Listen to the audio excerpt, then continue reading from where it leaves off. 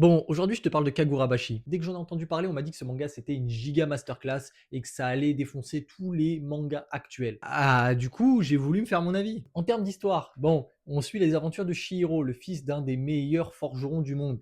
Et ce forgeron, il meurt.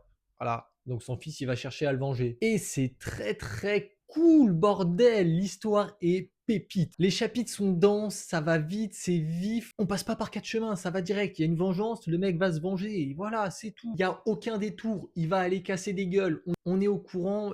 Et c'est bon, c'est ce qu'on veut, c'est ce qu'on aime. L'histoire est pour moi le point positif de cette œuvre. Vraiment une masterclass, j'ose le dire. Voilà, vraiment très intéressant. Par contre, moi, c'est les dessins. Voilà, moi j'ai du mal avec ces dessins-là, j'ai du mal avec ces dessins-là. Je trouve que c'est un peu brouillon et c'est dommage parce que parfois on se perd dans les mangas, comme je l'ai dit, c'est très vif, c'est très dense. On a parfois du mal à ressentir de la peine, de la joie, de la colère, c'est assez compliqué, même s'il y a des moments où j'ai été très hypé, parce que voilà, il y a des moments très badass.